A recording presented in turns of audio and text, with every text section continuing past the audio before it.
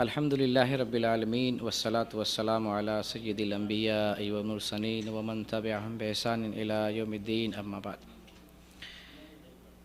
ہر قسم کی توصیف اور بڑائی اللہ رب العالمین کے لیے ہے، جو ہم سب کا خالق اور مالک ہے، جس نے ہمیں بہترین ڈھانچے میں بنایا ہے، ایمان کی دولت سے نوازا ہے اور امت محمد میں سے بنایا ہے۔ درود و سلام کا نزول ہو اللہ کے تمام پیغمبروں پر، بالخصوص ہم سب کے آخری نبی محمد صلی اللہ علیہ وسلم پر۔ آج اصل میں طبیعت میری خراب ہے، آواز بھاری ہے، لیکن موضوع ضروری ہے۔ عید کے جو مسائل ہیں، عید الفطر کے احکام اور مسائل، وہ جاننا ضروری ہے۔ تو انشاءاللہ اختصار کے ساتھ عید الفطر کے احکام و مسائل آپ کے سامنے بیان کروں گا۔ اللہ رب العالمین سے دعا کرتے ہیں ہمیں بولنے کی استطاعت دے، آواز کے اندر طاقت پیدا فرما دے۔ السلام ورحمۃ اللہ وبرکاتہ۔ آج جمعہ کا دن ہے اور رمضان المبارک کا یہ آخری جمعہ ہے، تو سب سے پہلے اپنی بات یہیں سے سٹارٹ کرتے ہیں۔ لوگوں کے اندر یہ بات مشہور ہے کہ رمضان المبارک کا جو آخری جمعہ ہوتا ہے تو وہ الوداعی جمعہ ہوتا ہے، اس کو لوگ بہت اہمیت دیتے ہیں۔ جس طریقے سے عید کے دن کو اہمیت دیتے ہیں، اسی طریقے سے آج کے دن کو بھی اہمیت دیتے ہیں۔ حتیٰ کہ بہت سے لوگ نیا نیا کپڑا سلاتے ہیں، غسل کرتے ہیں۔ غسل تو جمعہ کے دن ہے ہی، لیکن عید کی طرح اہتمام کرتے ہیں، نیا کپڑا لگانا، گھر کو سجانا سنوارنا، اور پھر جو ہے بڑے اہتمام اور دھوم دھام سے مسجد جانا۔ پھر ایک بڑی غلط فہمی یہ ہے، اور ایک جو ہے سمجھ لیجئے وہ بدعتی کام ہے، وہ یہ ہے کہ 4 رکعت نفل ادا کرنا، اس نیت سے اور یہ سوچ کر ادا کرنا کہ ہم نے 4 نفل ہم نے ادا کر لیا تو زندگی کے سارے گناہ معاف ہو گئے، جتنی بھی نمازیں ہم نے چھوڑی تھی سب نمازوں کا کفارہ ہو گیا۔ اس نیت سے 4 رکعت نفل ادا کی جاتی ہے، تو شریعت میں ایسی کوئی نماز ثابت نہیں ہے۔ نماز تو 5 وقت کی اپنے جگہ پر متعین ہے، اور ہر نماز کو اپنے وقت پر ادا کرنا ہے۔ جب اپنی مرضی سے 2 نماز کو ایک ساتھ ملا کر نہیں پڑھ سکتے ہیں تو 4 نفل ادا کرنے سے زندگی بھر کے فرائض کیسے ادا ہو جائیں گے؟ سوال ہی نہیں پیدا ہوتا ہے۔ ہر نماز اپنے اپنے وقت پر پڑھنا ہے، ادا کرنا ہے۔ ایک نماز پڑھ لینے سے ان نمازوں کی قضا نہیں ہو جائے گی، الا کہ اگر کوئی نماز چھوٹی ہوئی ہو اس نماز کی قضا کرتے ہیں تو جس کی قضا کریں گے وہی نماز ادا ہوتی ہے۔ لیکن ایسا نہیں کہ آپ 2 رکعت یا 4 رکعت پڑھ لیں تو زندگی بھر کی نماز آپ کی سب معاف ہو جائے گی۔ تو یہ غلط فہمی لوگوں کی ہے۔ قرآن اور حدیث میں اس کا کوئی ثبوت نہیں، نہ تو 4 رکعت نفل کا قضاء عمری کا ثبوت ہے، اور نہ ہی آخری جمعہ کو، رمضان کے آخری جمعہ کو الوداعی جمعہ کہنے کا کوئی ثبوت ہے۔ جمعہ کا دن عید کا دن ہے، جمعہ کو نبی صلی اللہ علیہ وسلم نے عید کا دن قرار دیا۔ ابھی وہ حدیث آپ کے سامنے میں پیش کروں گا۔ تو الحمدللہ جمعہ، رمضان کا پہلا جمعہ ہو، دوسرا جمعہ ہو، تیسرا جمعہ ہو، چوتھا جمعہ ہو، ہر جمعہ عید کا دن ہے۔ رمضان کے علاوہ بھی اگر جمعہ کا دن آ رہا ہے وہ دن بھی عید کا دن ہے۔ تو اس لیے اپنی طرف سے جو دین میں جو ہے لوگ کچھ نئی بات ایجاد کرتے ہیں، تو اور پھر لوگ اس کے پیچھے جو ہے بڑے جو ہے انہباق سے چل رہے ہوتے ہیں۔ تو قرآن و حدیث میں اس الوداعی جمعہ کہنے کا کوئی ثبوت نہیں ہے، اور 4 رکعت نفل قضاء عمری کی نیت سے پڑھنے کا بھی کوئی ثبوت نہیں ہے۔ اب ہم چلتے ہیں عید الفطر کے احکام و مسائل کی طرف۔ مختصر انداز میں ہم آپ کو عید الفطر کے احکام و مسائل آپ کے سامنے بیان کریں گے۔ سب سے پہلے آپ کو یہ بتائیں کہ رمضان کا جو روزہ ہے سن 2 ہجری میں فرض ہوا۔ محمد صلی اللہ علیہ وسلم مکہ سے ہجرت کر کے مدینہ گئے تو سن 2 ہجری میں، یعنی ہجرت کے دوسرے سال روزہ فرض ہوا۔ ہجرت کے دوسرے ہی سال صدقۃ الفطر واجب ہوا۔ یہ صدقۃ الفطر جو رمضان کے آخر میں ہم لوگ نکالتے ہیں یہ بھی واجب ہے، تو یہ بھی سن 2 ہجری کو واجب ہوا، اور 2 ہی ہجری کو مسلمانوں نے پہلی مرتبہ عید الفطر کی نماز ادا فرمائی۔ اور یہ عید الفطر کی جو نماز ہے اس کا حکم ہے واجب۔ عید الفطر کی نماز واجب ہے، اگر کوئی بغیر عذر کے اس نماز کو چھوڑتا ہے تو گنہگار ہوگا۔ یہ واجب کی تعریف ہے۔ کوئی بھی چیز شریعت میں واجب ہو، اگر عذر کے بغیر چھوڑتے ہیں تو گنہگار ہوں گے۔ اگر واجب نہ ہو، سنت اور نفل ہو، اس کو اگر چھوڑ دیتے ہیں تو کوئی گناہ نہیں ہوگا۔ جیسے تراویح کی نماز ہے، فضیلت والی نماز ہے لیکن نفل ہے، اگر کوئی کبھی چھوڑ دیتا ہے یا نہیں پڑھتا ہے تو کوئی گناہ نہیں ہے، لیکن عید کی نماز اگر عذر کے بغیر چھوڑتا ہے تو پھر وہ آدمی گنہگار ہوگا۔ اللہ کا فرمان ہے فَصَلِّ لِرَبِّكَ وَانْحَرْ، اپنے رب کے لیے نماز پڑھو اور قربانی کرو۔ قربانی کے ساتھ نماز کا ذکر ہے، قربانی کے موسم میں عید الاضحیٰ کی نماز ہوتی ہے۔ تو بہرکیف وجوب کی دلیل یہاں سے بھی نکل رہی ہے، اور وجوب کی دلیل اس حدیث سے بھی نکلتی ہے جس حدیث میں محمد صلی اللہ علیہ وسلم نے عورتوں کو بھی عیدگاہ جانے کا حکم فرمایا ہے۔ عورتوں کو بھی کہا کہ تم بھی عیدگاہ نکلو، جوان لڑکیاں، پردے نشین عورتیں، اور حتیٰ کہ حیض والی عورت، وہ سب عیدگاہ نکلے۔ تو علماء نے اس حدیث سے استدلال کیا ہے کہ عید کی نماز، عید الفطر ہو عید الاضحیٰ ہو، یہ نماز جو ہے مسلمانوں پر واجب ہے۔ عید الفطر کے تعلق سے ایک مسئلہ ہے چاند کا۔ مسلمانوں کو چاند دیکھنے کا اہتمام کرنا چاہیے۔ آج کل عموماً لوگ موبائل لے کے بیٹھ جاتے ہیں، ٹی وی پر بیٹھ جاتے ہیں، دیکھنے کا بہت کم لوگ اہتمام کرتے ہیں، جبکہ ہمیں دیکھنے کا اہتمام کرنا چاہیے۔ اگر ہم اکثر و بیشتر علاقوں میں لوگ چاند دیکھنے کی کوشش کریں تو کسی نہ کسی کو چاند نظر آ جائے گا، کیونکہ پہلے جو شروعات کا جو چاند ہوتا ہے بڑا باریک ہوتا ہے، پتلا ہوتا ہے، بڑی محنت سے دیکھنا پڑتا ہے، اور بہت مختصر اور محدود وقت کے لیے نکلتا ہے اور پھر ڈوب جاتا ہے۔ تو اس چاند کو دیکھنے کا اہتمام کرنا چاہیے۔ یہ جو ہے اس کے لیے نبی صلی اللہ علیہ وسلم نے ہمیں ترغیب فرمائی ہے۔ جب کوئی مسلمان چاند دیکھتا ہے تو آپ صلی اللہ علیہ وسلم نے ہمیں چاند دیکھنے کی دعا سکھائی ہے۔ وہ دعا میرے خیال سے آپ سب کو یاد ہوگی، نئے چاند کی دعا، اللہم اہلہ علینا بالامن والایمان والسلامت والاسلام ربی وربک اللہ۔ اے اللہ ہمارے اوپر امن کے ساتھ، سلامتی کے ساتھ، برکت کے ساتھ، اسلام کے ساتھ طلوع فرما، اس چاند کو طلوع فرما، ربی وربک اللہ، میرا اور تمہارا رب اللہ ہے۔ یہ چاند دیکھنے کی دعا ہے۔ اور رمضان کے لیے صرف ایک گواہ چاہیے چاند دیکھنے کے لیے، کافی ہے۔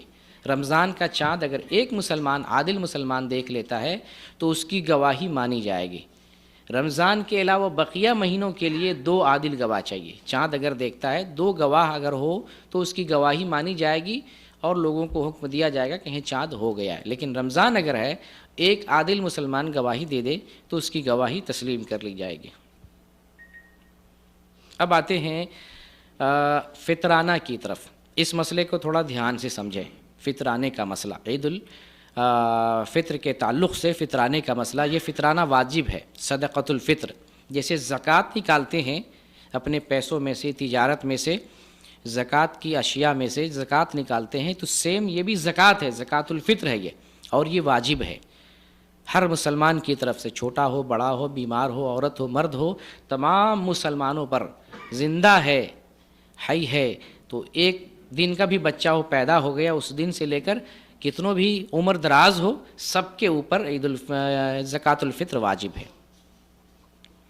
اور زکوٰۃ الفطر جو ہے اس کی مقدار کیا ہے؟ نبی صلی اللہ علیہ وسلم نے حدیث میں بیان فرمایا کہ 1 سا کھجور میں سے، یا جو ہے کھانے پینے کی جو غلہ ہوتا ہے، اس زمانے میں کھجور اور جو ہے کشمش وغیرہ سے نکالا کرتے تھے، تو اناج میں سے جو ہم کھاتے پیتے ہیں اپنے علاقے میں، اپنے جو ہے اپنی بستی میں، اناج میں سے 1 سا ہمیں صدقۃ الفطر ہر گھر کے ہر فرد کی طرف سے نکالنا۔ 1 سا، یہ عربی پیمانہ ہے، سا، صاد الف عین، سا۔ یہ گرام کے اعتبار سے کتنا ہوتا ہے؟ اس کو پیمائش کے اعتبار سے 4 مد بولا جاتا ہے۔ 4 مد، یہ مد بھی عربی لفظ ہے۔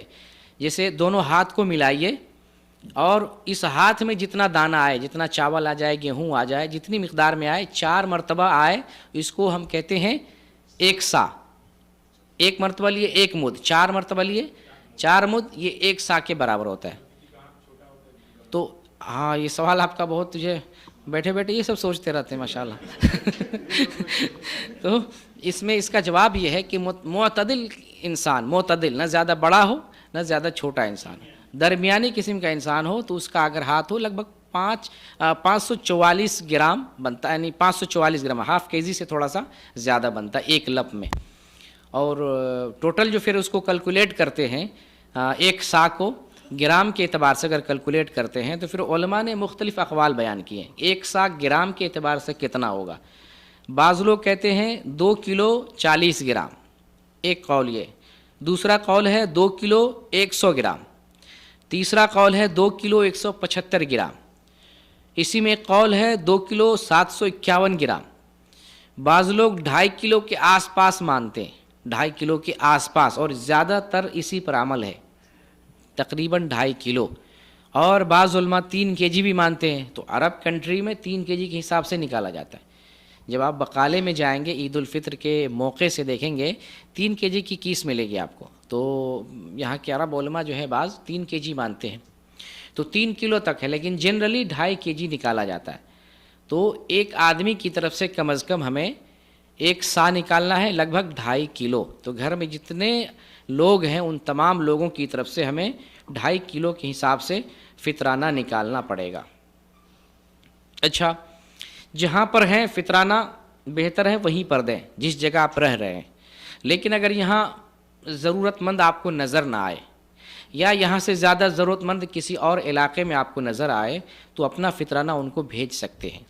ایسی صورت میں چاول تو آپ نہیں بھیجیں گے، لازم آپ اس کو جو ہے کنورٹ کریں گے پیسے میں، پیسے ہی بھیج سکتے ہیں۔ تو علماء نے جواز کا فتویٰ دیا ہے کہ ضرورت کے تحت فطرانہ کو پیسے کی شکل میں نکال سکتے ہیں، جیسے اس کنٹری سے دوسری کنٹری بھیجیں گے، یہ بھی ایک ضرورت ہے۔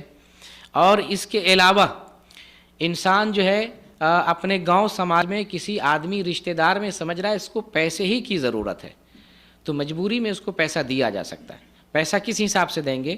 ہم جو غلہ کھاتے ہیں اس غلے کی 2.5 کے جی کے اعتبار سے جو قیمت بنے گی وہ اس قیمت کے اعتبار سے ہمیں دینا ہے۔ مثال کے طور پہ اگر کسی کے علاقے میں 10 روپے چاول ہے تو 2.5 کے جی کا کتنا ہو گیا؟ 10 10 20 اور 5 25 ہو گیا۔ تو یہ لوگوں کی غلطی ہوتی ہے، علماء کی بھی غلطی ہے، جو ایک علاقے میں طے کر دیتے اس علاقے میں امسال یا اس ملک میں امسال 40 روپیہ فطرانہ۔ کس نے اس کو اجازت دی ہے تم 40 روپے فطرانہ متعین کرو؟ کس نے تمہیں جو ہے ذمہ دار بنا دیا ہے؟ ہر علاقے میں غلے کی جو ہے قیمت الگ الگ ہوتی ہے، پھر انسانوں کی کیٹیگری الگ ہوتی ہے، کوئی بڑا مالدار ہوتا ہے، کوئی بڑے عمدہ قسم کی چیزیں کھاتا ہے، کوئی جو ہے نارمل چیز کھاتا ہے۔ کس کو اجازت دیا ہے کہ تم پیسہ فکس کر دو؟ ایک تو پیسہ شریعت میں ہے نہیں، رسول اللہ صلی اللہ علیہ وسلم نے تو سا متعین کیا ہے، تو آپ سا بتاؤ کہ 2.5 کلو دینا ہے، جو بتایا گیا ہے وہ بتاؤ۔ ہاں یہ کہہ سکتے ہیں کہ مجبوری میں ہم پیسہ دے سکتے ہیں، تو اپنے علاقے میں جو اناج ہے 2.5 کلو کے اعتبار سے جو پیسہ بنتا ہے وہ دے سکتے ہیں، یہ مجبوری میں۔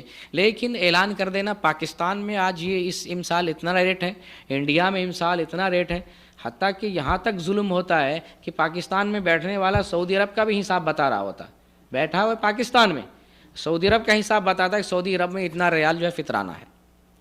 کیا تعلق ہے اس کا سعودی عرب سے؟ پاکستان میں بیٹھا ہوا۔ تو ایسی جو ہے حرکتیں کر رہے ہیں لوگ، اسی سے تو دین کا تیا پانچا نکلا، اپنی طرف سے دین گڑھ رہے ہیں، بنا رہے ہیں دین، اسی لیے جو ہے بگڑ رہا ہے اور دین کو جو ہے بگاڑا جا رہا ہے۔ فطرانہ کا وقت کیا ہے اس کو سمجھ لیں۔ فطرانہ کا 2 وقت، ایک وقت ہے وقت واجب اور ایک وقت ہے وقت جواز، 2 الگ الگ وقت ہیں۔ وقت واجب ہے جب عید کے لیے چاند نکل آئے، اس ٹائم سے لے کر عید کی نماز پڑھنے سے پہلے تک، یہ وقت وجوب ہے۔ اس درمیان آپ کو ہر حال میں فطرانہ ادا کرنا ہے، ہر حال میں، یہ وقت وجوب واجب ہے۔ اور ایک ہے وقت جواز، کہ آپ چاند سے پہلے بھی، عید سے پہلے بھی 1-2 دن پہلے فطرانہ ادا کر سکتے ہیں۔ صحابہ کرام اس طریقے سے کیا کرتے تھے، 1-2 دن پہلے فطرانہ دے دیتے تھے۔ لیکن بہت دن پہلے فطرانہ دے دینا یا جو ہے رمضان سے پہلے فطرانہ دے دینا، لوگ ایسا بھی کرتے ہیں۔ مدرسے کے مسافر اور دوسری جگہ کے لوگ، سفیر حضرات جو ہوتے ہیں، رمضان سے پہلے چندہ پہ اور سفر پہ نکل جاتے ہیں، اسی دن سے کیلکولیٹ کرنے لگتے ہیں، جمع کرنے لگ جاتے ہیں۔ یہ صحیح نہیں ہے، ابھی رمضان آیا نہیں، یہ فطرانہ کس چیز کے لیے ہے؟ روزے دار کے روزے کو پاک کرنے کے لیے ہے، اور غریبوں کی یہ غذا ہے، مسکین کی غذا ہے۔ تو ابھی روزہ آیا نہیں، روزہ سے پہلے فطرانہ آپ جمع کر رہے ہیں، روزے دار کو برائی سے اور لغو چیزوں سے پاک کرنے کے لیے۔ ابھی روزہ رکھا ہی نہیں، روزہ رکھ کے اس نے کوئی غلطی کی نہیں، فطرانہ جمع ہو رہا ہے، تو یہ غلطی ہے۔ البتہ رمضان آ جائے، رمضان کے موسم میں اگر کوئی وکیل بن کر، دعویٰ سینٹر کا ذمہ دار بن کر لوگوں کا فطرانہ اگر لیتا ہے، اور وہ کچھ پہلے لے لیتا ہے، اس میں کوئی حرج نہیں، لیکن مسکین کو، مستحق کو، جو مستحق ہے اس کو جو وقت مناسب ہے اسی وقت میں دینا ہے، عید سے 1-2 دن پہلے یا نماز عید سے پہلے یہ ہے۔ لیکن جمع کرنے کے اعتبار سے کچھ دن پہلے ان کو ہم نیابت کے طور پہ دے رہے ہیں، وکیل ہے ہونے کی حیثیت ان کے پاس ہم جمع کر سکتے ہیں، اس میں کوئی حرج کی بات نہیں ہے۔ یہ فطرانہ کا مسئلہ ہو گیا۔ فطرانہ کے بعد اب آتے ہیں عید کی رات، جس کو شب عید کہتے ہیں، اس رات عبادت کرنے کا مسئلہ ہے۔ لوگوں میں ایک چیز مشہور ہے کہ عید کی رات اگر آپ عبادت کرتے ہیں تو بہت ثواب ملتا ہے، یہ لوگوں میں مشہور ہے۔ اور اس سلسلے میں ایک حدیث آتی ہے، دراصل وہی حدیث معیار ہے، بنیاد بنائی جاتی، لوگوں میں صحیح ضعیف اس کا کوئی مطلب نہیں ہے، بس حدیث مل جائے، ضعیف ہو، موضوع ہو، گڑی ہوئی، کوئی مسئلہ نہیں، حدیث مل جائے لو پکڑو لو عمل کر لو۔ حدیث کا مسئلہ ایسا نہیں ہے، حدیث کا مسئلہ ایسا ہے سندن صحیح ہونا چاہیے، وہ حدیث سند کے اعتبار سے صحیح ہے، ثابت ہے، تبھی جا کر اس پر عمل کریں گے۔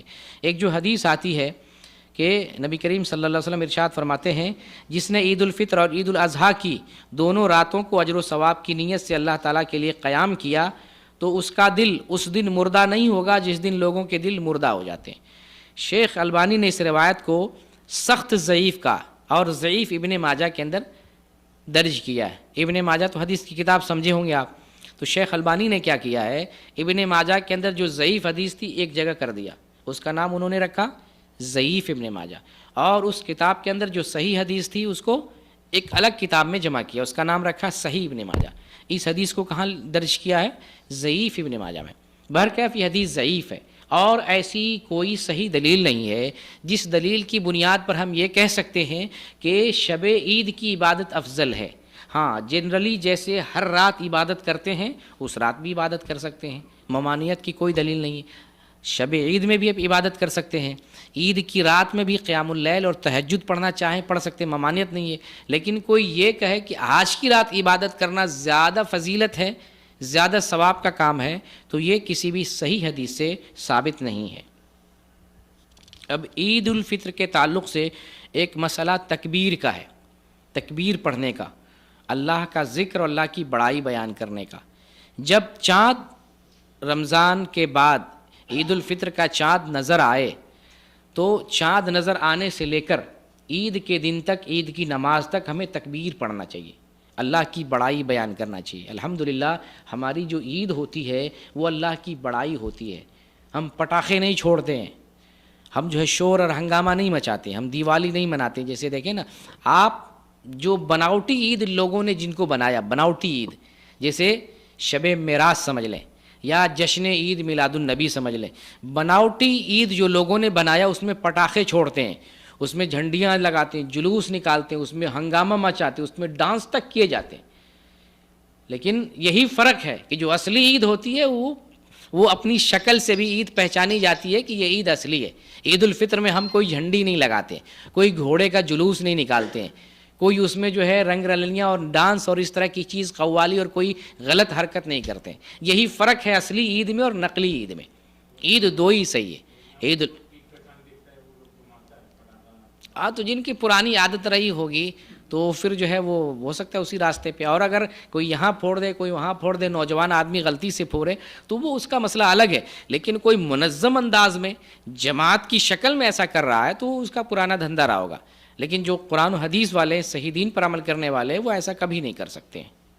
تو شب عید، جب عید کا چاند نظر آ جائے، طلوع ہو جائے، اس وقت سے لے کے ہمیں نماز عید تک تکبیر پڑھتے رہنا چاہیے۔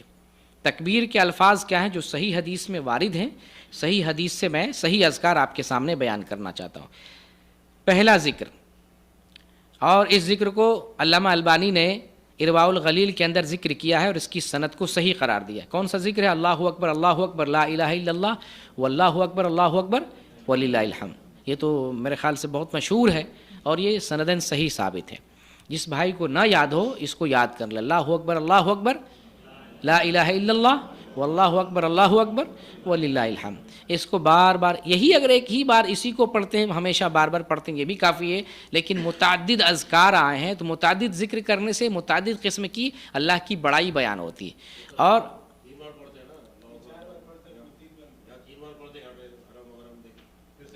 نہیں تو وہ لوگوں کی یاد دہانی کے لیے پڑھاتے ہیں، وہ کوئی ایسا نہیں۔ ابھی کئی اذکار اس سلسلے میں کئی روایات ہیں، میں ایک دلیل دیا آپ کو کہ یہ بھی جو ہے اس طرح سے بھی وارد ہے، اور اس کے علاوہ بھی کئی اذکار، ابھی اور بھی میں آپ کو بتا رہا ہوں، ابھی اور بھی اذکار ہیں۔ ایک ذکر تو یہ ہے جس کو شیخ البانی نے صحیح قرار دیا، ایک دوسرا ذکر ہے اللہ اکبر کبیرہ، اللہ اکبر کبیرہ، اللہ اکبر کبیرہ، 3 مرتبہ، اللہ اکبر کبیرہ، اللہ اکبر کبیرہ، اللہ اکبر کبیرہ۔ یہ بھی سندن صحیح ہے۔ حافظ ابن حجر نے اس تکبیر کا سب سے صحیح صیغہ کا، یعنی تکبیر کا سب سے صحیح صیغہ اسے قرار دیا ہے، اللہ اکبر کبیرہ، اللہ اکبر کبیرہ، اللہ اکبر کبیرہ۔ یہ ایک دوسرا ذکر ہے۔ ایک تیسرا ذکر ہے اللہ اکبر کبیرہ والحمد للہ کثیرہ وسبحان اللہ بکرۃ وصیلا، وہ سنتے ہوں گے حرم میں اور مسجدوں میں یہ اعلان ہوتا رہتا ہے، تو یہ بھی ایک ذکر ہے، اور یہ کہاں آیا ہے؟ صحیح مسلم میں یہ ذکر آیا ہے۔ تو یہ 2-3 ذکر آپ کو بتایا ہوں، اس کے علاوہ بھی بہت سارے اذکار ہیں۔ تو ذکر اللہ کی بڑائی ہے، اللہ کو ہم یاد کر رہے ہیں کہ اللہ تعالیٰ نے ہمیں رمضان کا روزہ رکھنے کی توفیق دی ہے، اب اس کو ہم متعدد اس کا جب ذکر کرتے ہیں، عبادت اور دعا کریں گے، اللہ خوش ہوگا اور رمضان کے روزوں کا جو ہے بے پناہ ہمیں بدلہ دے گا۔ ذکر میں ایک چیز دھیان رہے کہ اجتماعی طور پہ ذکر نہیں کرنا ہے، جیسے حرم شریف میں تو یاد دہانی کے طور پہ پڑھتے ہیں، امام صاحب پڑھتے ہیں، جو ہے کوئی عالم پڑھتے ہیں، اس لیے پڑھتے ہیں تاکہ لوگوں کو یاد آ جائے ذکر ہمیں کرنا ہے، ذکر ہمیں کرتے رہنا ہے۔ اجتماعی طور پہ کہ ایک آدمی پڑھے، پیچھے سب لوگ اس کے ساتھ ذکر کریں، یہ طریقہ درست نہیں ہے، یہ ثابت نہیں ہے۔ اب عید کے دن کا روزہ رکھنا ایک مسئلہ، عید کے دن روزہ رکھ سکتے ہیں کہ نہیں؟ لوگوں میں غلط فہمی ہے، وہ غلط فہمی کیا ہے کہ عید الاضحیٰ کے موقع سے آدھا روزہ رکھا جاتا ہے، یہ لوگوں کے اندر جو ہے غلط فہمی ہے، یہ جھوٹ ہے، یہ روزہ ہے ہی نہیں، روزہ آدھا دن کا ہوتا ہی نہیں، روزہ کمپلیٹ ہوتا ہے صبح صادق سے لے کر غروب آفتاب تک، اس کا نام روزہ کھانے پینے اور کھانے پینے کی کے مشابہ جو چیز ہے اس سے رک جانا۔ تو یہ عوام کے اندر غلطی ہے کہ عید الاضحیٰ کے موقع سے آدھے دن کا یا کم از کم جو ہے آدھے کے قریب دن کا روزہ رکھتے ہیں، پھر جو ہے قربانی کرتے ہیں، قربانی سے کھاتے ہیں، روزہ توڑتے ہیں، وہ روزہ ہے ہی نہیں۔ نبی صلی اللہ علیہ وسلم نے عید کے دن روزہ رکھنے کو حرام قرار دیا ہے، منع فرمایا ہے، تو جس دن روزہ منع ہے، حرام ہے، اس دن روزہ کیسے ہے؟ اس دن روزہ ہی نہیں۔ ہو سکتا ہے اس غلط فہمی میں کوئی آدمی روزے کی نیت کر لے، چلو آدھے دن کے روزے کی نیت کر لیتا ہوں، اس لیے مسئلہ آدمی کو واضح ہونا چاہیے۔ ایسا بھی ہو سکتا ہے نا غلط فہمی میں کوئی عام آدمی جو پڑھا لکھا نہیں ہے، جس کو صحیح معلومات نہیں، آدھے دن کے روزے کی نیت کر لے اور سمجھے چلو مجھے ثواب ملے گا، تو یہ صحیح نہیں۔ تو عید الفطر ہو یا عید الاضحیٰ ہو، روزہ جو ہے ان دنوں میں، حتیٰ کہ قربانی کے ایام جو ہے وہ بھی خوشی کے ایام ہیں، ان دنوں میں بھی روزہ رکھنا منع ہے۔ نبی کریم صلی اللہ علیہ وسلم کے بارے میں ابو ہریرہ رضی اللہ تعالیٰ عنہ بیان فرماتے ہیں، نہا عن صیام یومین، یوم الفطر و یوم النحر، صحیح مسلم کی روایت ہے 1138 نمبر کی، کہ نبی صلی اللہ علیہ وسلم ہمیں 2 دن روزہ رکھنے سے منع فرماتے تھے۔ وہ کون سا دن ہے؟ یوم الفطر ہے اور یوم النحر ہے۔ یوم الفطر یعنی عید الفطر، اور یوم النحر یعنی عید الاضحیٰ، یہ 2 دن، 2 عید کے دن روزہ رکھنے سے آپ صلی اللہ علیہ وسلم منع فرماتے تھے۔ اچھا، جو عید کا دن ہوتا ہے، جیسے چاند نکل گیا، رات میں چاند نکل گیا، یہاں سے لے کے ہم جو ہے نماز عید تک تکبیر پڑھتے رہیں گے۔ اب جب جو عید کا دن ہے، اس دن ہمیں کیا تیاری کرنی ہے، کیسے ہمیں تیاری کرنی ہے؟ کم از کم پہلے عید سے پہلے 3 کام کریں گے۔ ایک تو صدقۃ الفطر کا معاملہ میں نے بتا دیا کہ چاند نکلنے کے بعد سے نماز عید کے درمیان واجب ہے ادا کرنا، یا اس سے 1-2 دن پہلے بھی دے سکتے ہیں، یا اگر آپ نے کسی کو وکیل بنایا ہے تو کچھ دن پہلے بھی دے سکتے ہیں۔ وکیل کا کام ہے کہ جو وقت وجوب ہے یا وقت جواز ہے اس میں مستحق کو صدقہ فطر ادا کرے۔ اچھا، ایک مسئلہ یہاں یہ بھی بتا دوں کہ صدقہ فطر جو ہے یہ غریب اور مسکین کا حق ہے، یہ نہ مدرسے کا حق ہے، نہ کسی مرکز دعویٰ کا حق ہے، نہ کسی اسلامک سینٹر کا حق ہے، یہ مسکین کا حق ہے، صرف مسکین اور محتاج کو دینا ہے، کسی مدرسے کو نہیں دینا۔ ہاں، اگر مدرسے میں مسکین، یتیم، غریب بچہ ہے تو اس بچے کے لیے دے سکتے ہیں، جنرلی مدرسے کو نہیں دیں گے کہ جنرل مدرسے کے تمام بچے کھائیں، اسٹاف بھی اس سے کھائے، نہیں، مدرسے کے غریب یتیم بچہ کے لیے دے سکتے ہیں لیکن جنرلی نہیں دے سکتے، تو یہ غریب مسکین کا یہ حق ہے۔ اچھا، عید کے دن ہمیں کون سی چیز کرنی ہے؟ 3 کم از کم تیاری کرنی۔ ایک تو ہمیں غسل کرنا ہے، دوسرا ہے ہمیں اچھا اور عمدہ لباس لگانا ہے، اگر نیا لباس مل جائے تو الحمدللہ۔ اظہار ہونا چاہیے خوشی کا، ہم مسلمان ہیں تو ایسا نہیں ہے کہ خوشی کا اظہار نہ کریں، خوشی کا جائز طریقے سے اظہار کر سکتے ہیں۔ اللہ تعالیٰ نے پیسہ دیا ہے تو نیا لباس، مہنگا سے مہنگا لباس اگر اللہ نے پیسہ دیا ہے، بہت مہنگا نہیں، فضول خرچی جس میں ہو جائے اتنا مہنگا نہیں، لیکن عمدہ لباس آپ جس کو اللہ تعالیٰ نے استطاعت دی ہے تو عمدہ سے عمدہ لباس خرید سکتے ہیں۔ ایک تو غسل کرنا ہے، ایک عمدہ لباس سلائیں، اور اگر میسر نہ ہو، غریب ہیں یا مسکین ہیں، متوسط درجے کے ہیں، کسی عید پر جو ہے کپڑا نیا اگر نہ مل سکے تو صاف ستھرا کپڑا ضرور پہنیں، نیا کپڑا لگائیں اور خوشبو کا استعمال کریں. اس کے بعد آپ عیدگاہ کی طرف نکلیں گے. 3 کام. سب سے پہلے نمبر پہ نہانا. نہانے کا وقت کیا ہے؟ نہانے کا وقت فجر کی نماز کے بعد، عید کی نماز سے پہلے، اس دوران ہمیں نہانا ہے. ٹھیک ہے، یہ افضل وقت ہے.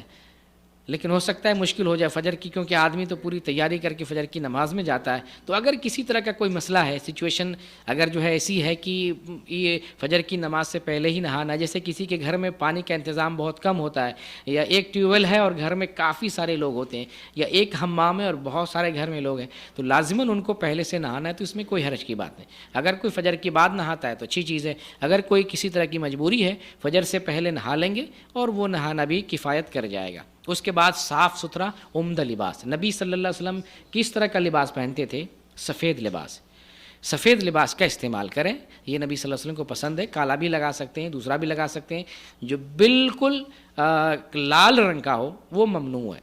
لال رنگ ہو، یا اسی طریقے سے بابا لوگ جیسے وہ سنت لوگ لگاتے ہیں، ہاں اس طرح سے زعفرانی کلر کا، اس چیز سے پرہیز کریں. سفید بہتر ہے. سفید لگائیں، کم از کم عید میں بھی تو ایک سنت پورا کریں. اور نبی صلی اللہ علیہ وسلم بھی عید کے موقع پر عمدہ لباس لگاتے تھے، یہ ثابت ہے. اور خوشبو لگانا آپ کی پیاری سنت ہے، ہمیشہ لگایا کرتے تھے. تو خوشبو بھی لگائیں. ہم جو ہے سب کچھ کر لیتے ہیں لیکن خوشبو نہیں استعمال کرتے. بہت سے لوگ سوچتے کیا فرق پڑے گا. یہ ایک پیاری سنت ہے. اور جیسے دنیاوی اعتبار سے لوگ کسی کو اپنا ماڈل سمجھتا ہے نا، ماڈل سمجھتا ہے کسی ہیرو ہیروئن کو، وہ جیسا بال رکھے گا، اس جیسا کٹنگ بنائے گا، اس جیسا لباس لگائے. ہمارے ماڈل محمد صلی اللہ علیہ وسلم ہیں. خوشبو میں، پہناوے میں، چلنے میں، بولنے میں، کھانے میں ہم آپ کو فالو کریں گے. آپ نے جیسے کیا ہے اس طریقے سے ہم چلنے کی کوشش کریں گے. اتنا ہو سکتا ہے. جو واجب حکم ہے اس کو تو ماننا ہی ہے، لیکن جو سنت ہے اس سنت میں بھی دیکھیں گے جتنا استطاعت ہے، استطاعت کے مطابق ہم رسول اللہ صلی اللہ علیہ وسلم کو اپنا آئیڈیل مان کر اس حساب سے اقتدا کرنے کی کوشش کریں گے. یہ 3 کام ہم نے بتا دیا. اب عید کے دن کھانا کھانے کا مسئلہ. روزہ تو نہیں ہے، عید کے دن روزہ رکھنا حرام ممنوع ہے. عید کے دن نبی کریم صلی اللہ علیہ وسلم عید الفطر کے لیے جب نکلتے تھے تو کھجور کھا کے نکلتے تھے. اس سلسلے میں ایک حدیث آتی ہے، اور وہ حدیث صحیح بخاری میں 953 نمبر کی حدیث ہے. انس بن مالک رضی اللہ تعالیٰ عنہ بیان کرتے ہیں، کان رسول اللہ صلی اللہ علیہ وسلم لا یغدو یوم الفطر حتی یاکل تمرات، کہ آپ عید الفطر کے دن یا اس وقت تک نہیں نکلتے یہاں تک کہ آپ کھجور نہ کھا لیتے. تو کھجور تناول کرتے اور پھر عیدگاہ کے لیے نکلتے. تو میں نے بتایا یہ واجب نہیں ہے، لیکن ہمارے ماڈل محمد صلی اللہ علیہ وسلم ہے. آپ نے جیسا کیا ہے اگر اس طریقے سے کرنا ہماری استطاعت میں ہے، جتنا کر سکتے ہیں ہمیں کرنا چاہیے. اپنے گھر پہ کھجور رکھیں، اور 10 ریال کا ایک پیکٹ آتا ہے رمضان کا بھی کی کھجور آپ کے پاس بچی ہوئی ہوگی. عید کے لیے اسپیشل 3 5 7 طاق عدد 3 5 7 طاق عدد کھجور کھا کے آپ جو ہے عیدگاہ کے لیے اور نماز پڑھنے کے لیے نکلیں. یہ نبی کریم صلی اللہ علیہ وسلم کی سنت ہے. عید الفطر کی سنتوں میں سے ایک سنت یہ ہے کہ آپ صلی اللہ علیہ وسلم پیدل نکلا کرتے تھے، پیدل جاتے تھے، پیدل واپس آتے تھے. اس سنت کو بھی ہم فالو کرنے کی کوشش کریں گے. جو فالو کر لیتے اچھی چیز ہے، جن کے ساتھ مجبوری ہے کوئی مسئلہ نہیں. اور اگر کوئی گاڑی سے جا بھی رہے بغیر مجبوری کے تو ایسا بھی نہیں کہ وہ گناہ گار ہے. لیکن میں نے کہا ہمارے ماڈل محمد صلی اللہ علیہ وسلم ہیں. ہماری کوشش ہو اور ہمارے اندر شوق ہو کہ اپنے ماڈل کی کہاں تک اتباع کر لے جاتے ہیں. سنت میں، واجب میں تو ماننا ہی ماننا ہے. سنت کی میں بات کر رہا ہوں کہ سنت میں ہم آپ کو کہاں تک فالو کرتے ہیں، کتنا زیادہ. صحابہ تو اتنا تک مانتے تھے، کہیں پر محمد صلی اللہ علیہ وسلم نے پیشاب کیا ہو تو پیشاب کرنے بیٹھ جاتے تھے. یہاں تک اقتدا کرتے تھے کہ یہاں محمد صلی اللہ علیہ وسلم نے پیشاب کیا ہے، چلو یہاں ہم بھی پیشاب کرتے ہیں، صرف اس لیے کہ محمد صلی اللہ علیہ وسلم نے ایسا کیا ہے، صرف اس لیے. تو یہ اقتداء محمد. سنت میں بھی ہم محمد صلی اللہ علیہ وسلم کو فالو کریں گے. تو پیدل جائیں گے اور پیدل واپس آئیں گے. اگر کوئی مجبوری ہے تو گاڑی اور سواری کا بھی استعمال کر سکتے ہیں. حدیث ہے ابن ماجہ کے اندر، ابن عمر رضی اللہ تعالیٰ عنہ بیان کرتے ہیں، کان رسول اللہ صلی اللہ علیہ وسلم یخرج الی العید ماشیا ویرجع ماشیا، کہ عید کے لیے مشی بولتے پیدل چلنے کو، پیدل جاتے تھے اور پیدل چل کے ہی واپس آتے تھے. اچھا، یہ چلنے میں ایک سنت اور بھی ہے کہ نبی صلی اللہ علیہ وسلم ایک راستے سے جاتے تھے اور دوسرے راستے سے واپس آتے تھے. صحیح بخاری کی حدیث ہے 986 نمبر کی. جابر بن عبداللہ رضی اللہ تعالیٰ عنہ بیان کرتے ہیں کان نبی صلی اللہ علیہ وسلم اذا کان یوم عید خالف الطریق، جب عید کا دن ہوتا تو راستے کی خلاف ورزی کرتے، یعنی ایک راستے سے جاتے اور دوسرے راستے سے واپس آتے تھے. اب یہاں مسئلہ بیان کرتے ہیں عیدگاہ کا. عید کی نماز کہاں پڑھنی چاہیے؟ عید کی نماز عیدگاہ یعنی صحرا میں پڑھنا چاہیے، بستی سے الگ، جہاں پر بستی نہیں ہے، صحرا جنگل، وہاں جا کے عید کی نماز ہمیں پڑھنا چاہیے، یہ سنت ہے. اگر مجبوری میں مسجد میں پڑھ لیتے ہیں تو بھی عید کی نماز ہو جائے گی. مجبوری میں جیسے بارش ہو جائے، طوفان آ جائے، یا کبھی کبھی ایسا ہوتا ہے عیدگاہ میں عورتوں کا انتظام نہیں ہوتا، یا عورتوں کا جانا، بچوں کا جانا دشوار ہوتا ہے، تو ایک جگہ نماز پڑھانے کے لیے کبھی کہیں مسجد میں عورت کا بھی انتظام ہوتا ہے، پہلے سے ہوتا ہے. اگر وہاں عید کی نماز پڑھائی جائے تو مرد نے بھی پڑھ لیا، عورتوں نے بھی پڑھ لیا. تو ایسی حالت میں، ایسی صورت میں مسجد میں عید کی نماز پڑھنے میں کوئی حرج کی بات نہیں، لیکن کوشش یہ ہو کہ ہم عیدگاہ کی طرف نکلیں، صحرا کی طرف نکلیں اور گاؤں اور بستی کے تمام لوگوں کو نکالیں، گھر کے تمام لوگوں کو نکالیں. لیکن مجبوری ہو تو مسجد میں ہم عید کی نماز پڑھ سکتے ہیں. اب یہاں ایک اہم مسئلہ بتاتا ہوں، عید کی نماز اور عورتوں کا مسئلہ.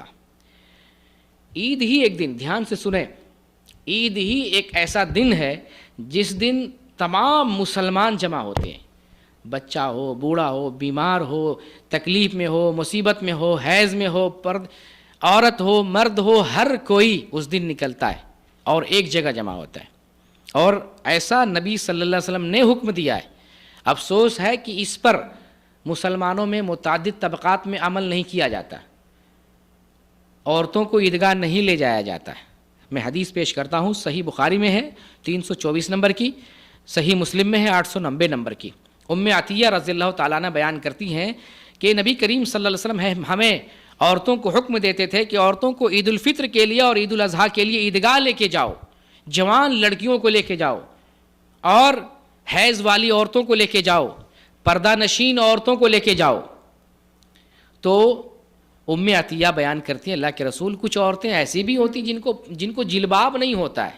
جلباب کا مطلب ایسا پردہ جو پورے بدن کو ڈھک لے، جلباب لمبے چوڑے پردے کو کہتے ہیں، جسے سر پہ رکھے، سر، چہرہ، ہاتھ، ہتھیلی، پیر پورا ڈھک جاتا ہے، اسے جلباب کہتے ہیں. تو کسی کے پاس پردے کا معقول انتظام نہیں ہوتا ہے، جلباب نہیں ہوتا ہے، تو وہ کیا کرے؟ تو آپ صلی اللہ علیہ وسلم فرماتے ہیں کہ اس کی بہن اس سے پردہ کرائے اور لے کے جائے، یعنی اپنے پردے میں اس کو شریک کر لے اور عیدگاہ لے کے جائے. کنڈیشن دیکھیے اور ذرا غور کیجیے. ایک عورت حیض میں ہے، رسول اللہ صلی اللہ علیہ وسلم نے فرمایا اس کو بھی لے کے جاؤ.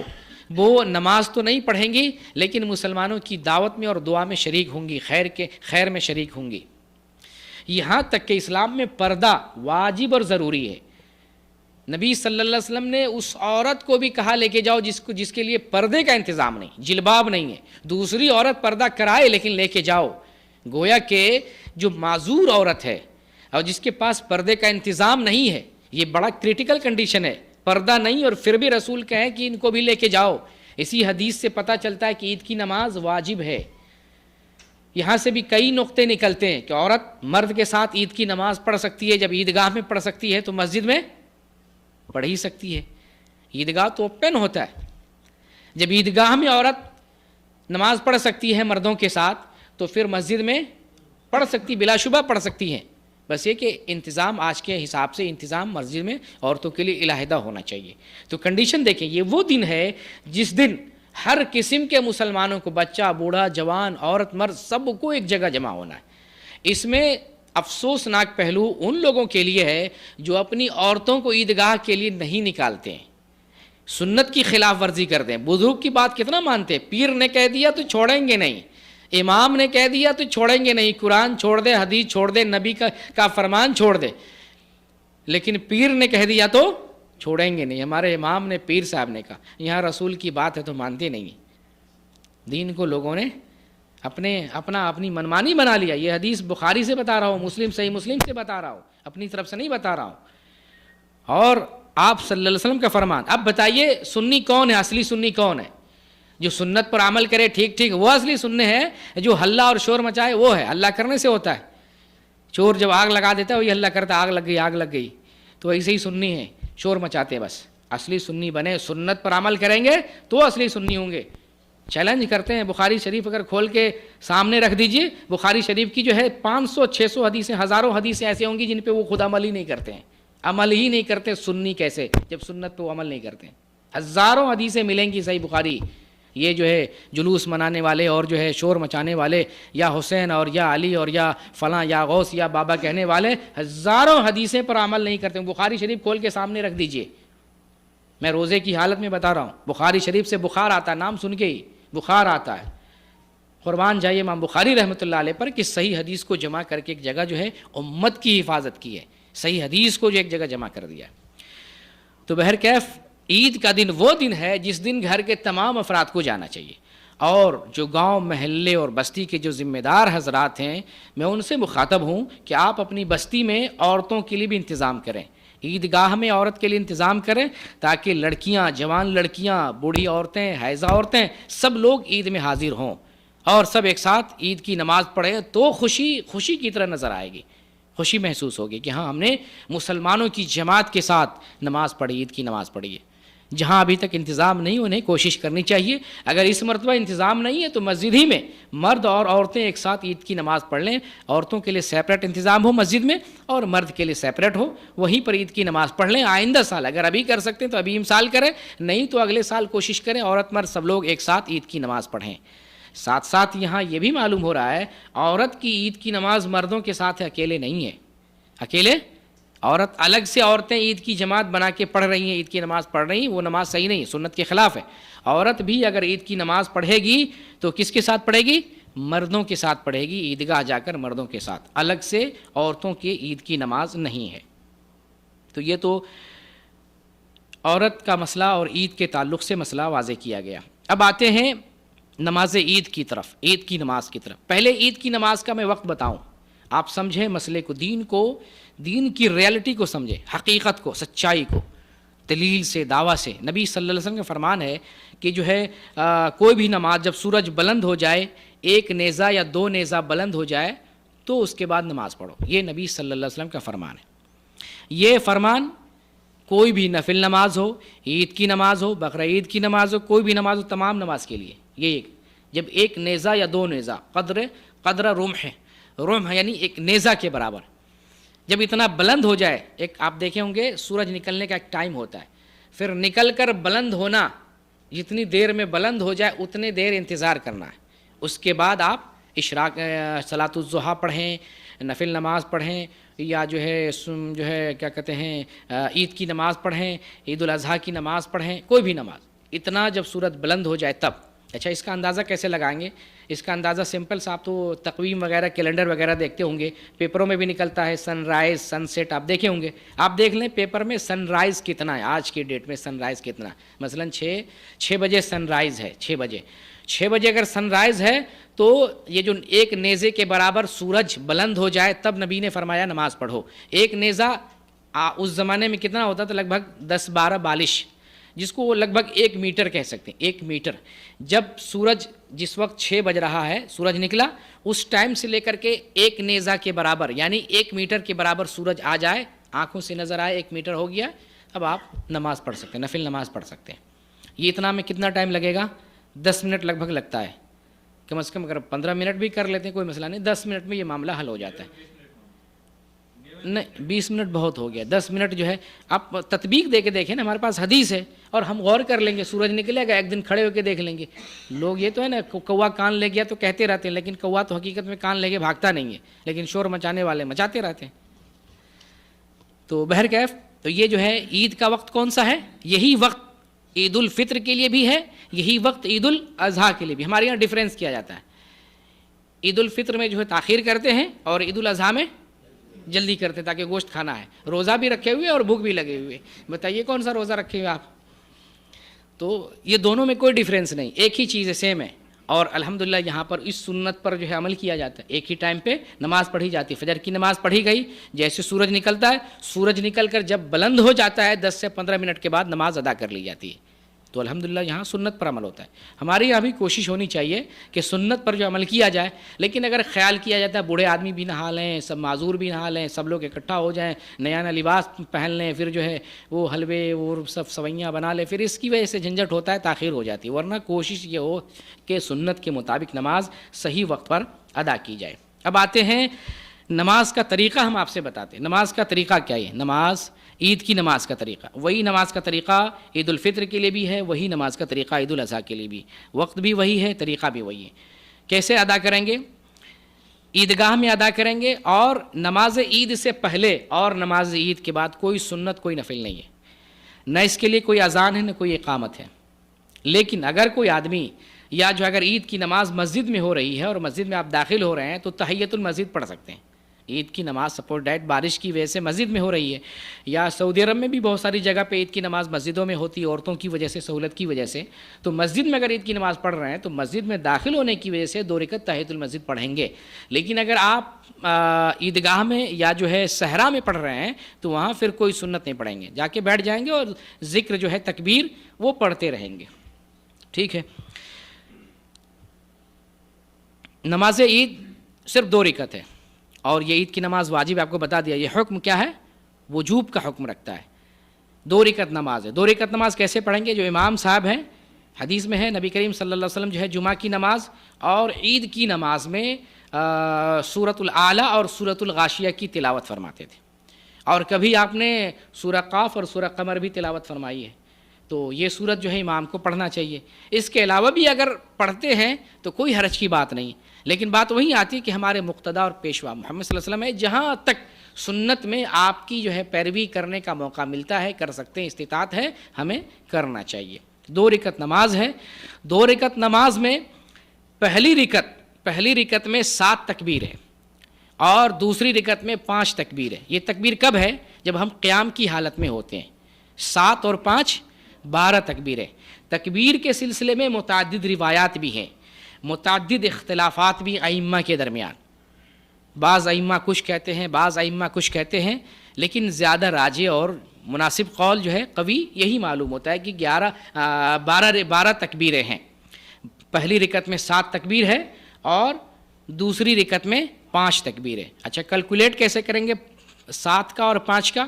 پہلی رکعت میں جو 7 تکبیر ہے, اب یہاں پر بھی اختلاف ہے کہ 7 تکبیر تحریمہ لے کر 7 ہے یا تکبیر تحریمہ چھوڑ کے 7 ہے.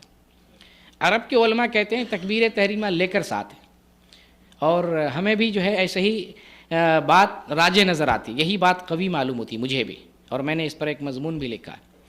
لیکن اپنے یہاں انڈیا پاکستان کے علماء کہتے ہیں نہیں, تکبیر تحریمہ چھوڑ کے 7 تکبیریں.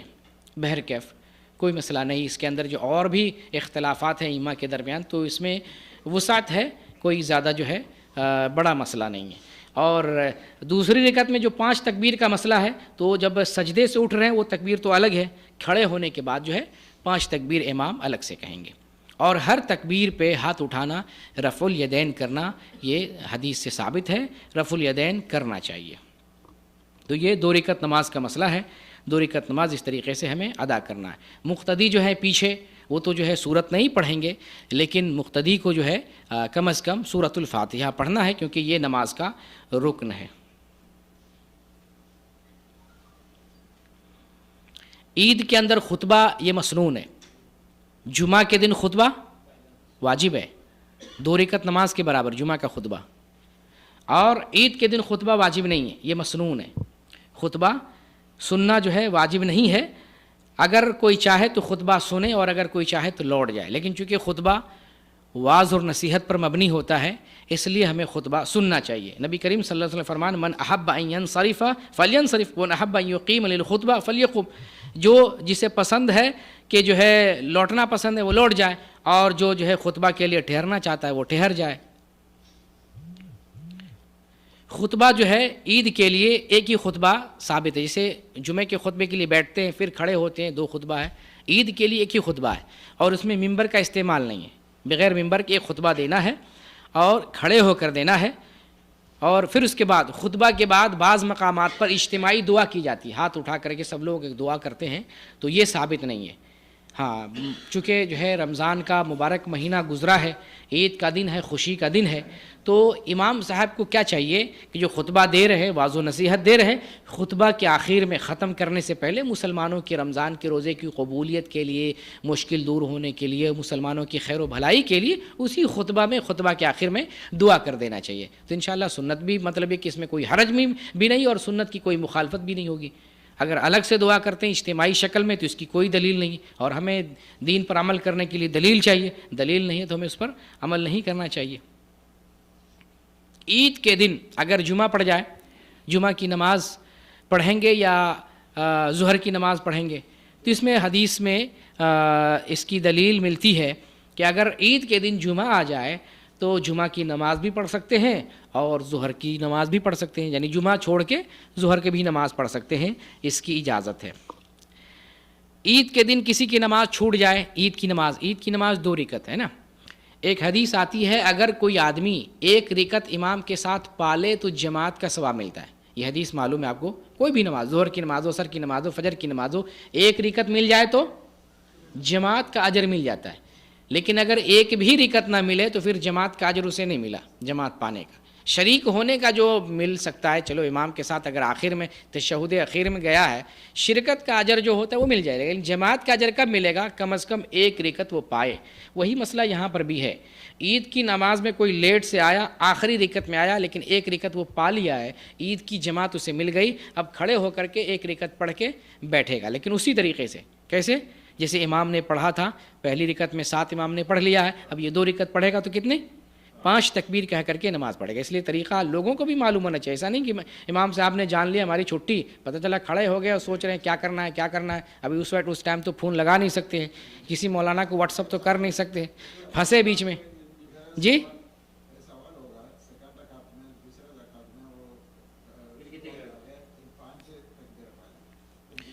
کوئی مسئلہ نہیں، جو کبھی ہوتا ہے نا، جیسے نماز میں 2 تشہد زیادہ سے زیادہ ہے، لیکن کبھی نماز چھوٹنے کی وجہ سے ایک آدمی 3 تشہد پڑھنا پڑتا ہے تو مجبوری ہوتی ہے، تو کوئی مسئلہ نہیں، اس میں کوئی حرج کی بات نہیں. لیکن یہ ہے کہ وہ جو شامل ہو رہا ہے اس کی پہلی رکعت ہے. اس میں بھی اختلاف، بعض علماء کہتے ہیں کہ لاسٹ مانی جائے گی، لیکن صحیح بات یہ ہے کہ وہ اس کی پہلی رکعت ہے، اسٹارٹ ہو رہی نماز اس کی وہ پہلی رکعت ہے.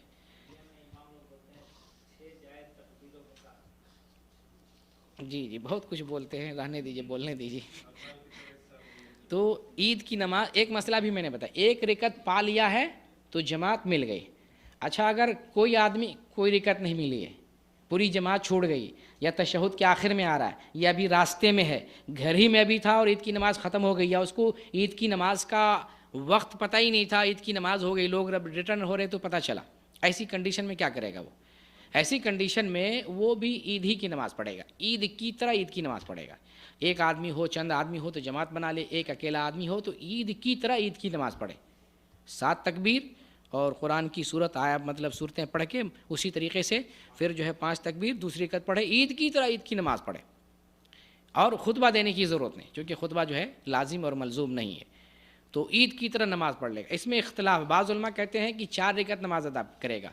جو آدمی عید کی نماز جس سے فوت ہو گئی ہے لاسٹ میں آ رہا ہے یا تشہد میں شامل ہو رہا ہے تو وہ 4 رکعت پڑھے گا. اس سلسلے میں اثر بھی، یعنی دلیل بھی ملتی ہے، لیکن وہ دلیل ثابت نہیں. شیخ البانی نے اس حدیث کو، اس دلیل کو ضعیف قرار دیا ہے، وہ ثابت نہیں ہے. بہرکیف صحیح مسئلہ اس معاملے میں یہ ہے کہ جس کی عید کی نماز چھوٹ جائے یا آخری رکعت میں رکعت ختم ہونے کے بعد آئے، وہ عید کی طرح نماز پڑھے اور خطبہ کو چھوڑ دے. یہ عید کی نماز کی قضا کا مسئلہ ہے. اچھا عید کی جہاں پر ہے وہیں پڑھ لے، جیسے ابھی ہاں جہاں پر عیدگاہ پہنچ گیا تو وہاں پڑھ لیں گے. اگر گھر پہ ہیں، کبھی جو ہے ایک صحابی ہیں شاید انس رضی اللہ تعالیٰ عنہ، کبھی ان کی عید کی نماز چھوٹ جاتی تھی تو گھر پہ ہی اپنے پورے بال بچوں کے ساتھ گھر میں وہ عید کی نماز پڑھ لیتے تھے، کیونکہ شہر میں عید کی نماز جہاں ہوتی تھی وہ علاقہ دور تھا. تو جہاں پر ہیں، جس جگہ پہ، جیسے ہاسپٹل میں کوئی آدمی رہ گیا، چھٹی نہیں مل سکی، عید کے دن بھی کتنے سارے لوگ بزی رہتے ہیں، چھٹی نہیں مل پاتی ہے، تو وہ اسی جگہ پہ عید کی نماز پڑھ لیں گے. عید کی مبارکباد دینا، عید کی مبارکبادی عید کے دن دینا چاہیے. ہمارے یہاں ایڈوانس، سب کچھ ایڈوانس چلتا ہے، ایڈوانس میں جو ہے ابھی سے عید کی مبارکبادی کتنا آدمی کمپیوٹر پہ تیار کر کے رکھ لیا ہوگا، موبائل میں کتنا جو ہے رنگ برنگ کا جو ہے مبارکبادی بنا کے رکھا ہوگا، پھٹافٹ جو ہے دینا. بس فارورڈ کرنا، اس میں پیسہ تو لگتا نہیں. پہلے تو ایس ایم ایس میں بھی پیسہ لگتا تھا، سوچتا تھا، ابھی تو سوچنا ہی نہیں ہے. ڈاٹا فری ہوتا ہے، 1 مہینے کا لے لو، ڈاٹا فری ہے، مارو بھیڑو. تو سنت پر ہمیں عمل کرنا. سنت کیا ہے؟ سنت یہ ہے کہ نبی کریم صلی اللہ علیہ وسلم کے زمانے میں عید کے دن صحابہ کرام ایک دوسرے سے ملتے تھے تو کہتے تھے تقبل اللہ منا و منک، تقبل اللہ منا و منک، اللہ تعالی ہم سے اور آپ سے قبول فرمائے. کیا قبول فرمائے؟ رمضان کی عبادتیں. اسی لیے نے کہا ہوں کہ یہ وہ دن ہے جس دن سارے مسلمان اکٹھا ہوتے ہیں. تو اگر آج کے دن بھی سارے مسلمان اکٹھا نہیں ہو پا رہے ہیں، وہ مسلمان کیسے متحد ہوں گے؟ سوال یہ ہے. ایسے مسلمان کو کیسے ایک جگہ جمع کر سکتے ہیں جو اپنے سماج، اپنے طبقہ کی عورتوں کو، بچوں کو جمع نہیں کر سکتے؟ اس مسلمان کو ہم ایک پلیٹ فارم پر کیسے جمع کر سکتے ہیں؟ سوچنے والی بات ہے. آج کے دن سارے مسلمان ایک جگہ جمع ہوتے ہیں، تو جمع ہونے کے بعد دعا دیتے کہ ہم نے جو عبادتیں کی ہیں اللہ تعالیٰ وہ قبول فرمائے، وہ دعا دیتے. ہمارے یہاں تو جشن پہ جشن. ابھی تراویح ختم ہوئی تو پارٹی چل رہی ہے. آپ تراویح ختم کر رہے ہیں، قیام اللیل ہے کہ پارٹی بنا رہے ہیں؟ کون سی پارٹی آپ دے رہے ہیں؟ کھانا باقاعدہ جو ہے دیگیں چڑھتی ہیں، بریانی بنتی ہے اور سب بریانی کھاتے ہیں. عبادت کرنے کے بعد مومن تو ڈرتا ہے کہ پتہ نہیں اللہ تعالیٰ نے عبادت قبول کیا کہ نہیں قبول کیا. یہ مومن کی علامت ہے. 1000 دفعہ دعا کرتے ہیں اللہ میری عبادت قبول فرما لے، قبول فرما لے. ہمارے یہاں دیگیں پکتی ہیں. حج سے واپس آئے، حج سے جاتے ہوئے بھی دیکھا ہوگا آپ نے کتنا جو ہے سواگت ہوتا ہے، ویلکم ہوتا ہے. اور حج سے واپس آ جائے تو وہ جتنا بڑا انسان ہے اس سے زیادہ مالا اس کے بدن پہ ہوتا ہے. کتنے لوگ ہوتے ہیں، پوری بستی ویلکم کے لیے. تو بہرکیف یہ جو ہے اپنے یہاں غلط جو ہے رواج پیدا ہو گیا ہے. تو عید کے دن مبارکبادی دینا چاہیے. عید کے دن، عید کا جو دن ہے اس دن ہمیں، اگر چاند ہو جائے تو چلو عید کا دن اتنا مانا جا سکتا ہے، چاند ہو گیا ہے چلو آپ فارورڈ کر سکتے ہو. لیکن ابھی عید کا دن نہیں آیا ہے تو پھر نہیں بھیجنا چاہیے ایڈوانس میں. اچھا، شیخ ابن عثیمین رحمہ اللہ نے کہا ہے کہ عید کے دن مسافہ اور معانقہ کر سکتے ہیں. عید کا جو دن ہے مسافہ اور معانقہ کرنا چاہے تو کر سکتے. بعض لوگ کہتے ہیں کہ اس کی دلیل نہیں کرنا چاہیے. باہر کا بچتے ہیں تو اچھی چیز ہے، دلیل نہیں. لیکن اگر کوئی عالم کہہ رہے ہیں عید کے دن کبھی کسی کی ملاقات بہت زمانے بعد ہوتی ہے یا کسی سے رنجش ہوتی ہے، خوشی کا دن ہوتا ہے، اسی بہانے وہ مل کر کے اپنی رنجش کو بھلا سکتا ہے، تو اس میں کوئی حرج کی بات نہیں. اچھا، عید کے دن اگر انسان کھیلنا چاہے، عید کے دن انسان اگر کھیلنا چاہے تو کوئی کھیل جائز کھیل، غلط کھیل نہیں، جائز کھیل انسان کھیل سکتا ہے اور اس میں کوئی حرج کی بات نہیں. نبی صلی اللہ علیہ وسلم کے زمانے میں بھی حبشی لوگ جو ہے کھیلا کرتے تھے، نیزہ سے اور تلوار سے کھیلا کرتے تھے. تو عید کے دن اگر ہم کھیلنا چاہے تو کھیل سکتے ہیں. تو جو عید کے احکام اور مسائل تھے وہ ختم ہو گئے. اللہ رب العالمین سے دعا کرتے ہیں اللہ تعالی ہم سب کی اصلاح فرمائے، ہم سب کی عبادتوں کو قبول فرمائے. ہم سب نے جتنے روزے رکھے ہیں اپنی رضا کے لیے قبول فرما لے. ان روزوں کو ہمارے گناہوں کا کفارہ بنا دے. ہم سب کی پریشانی دور فرما دے. ہم سب کی دنیا اور آخرت بنا دے. ہم سب کا داخلہ جنت میں نصیب فرما دے. آمین یا رب العالمین. وآخر دعوانا ان الحمد للہ رب العالمین.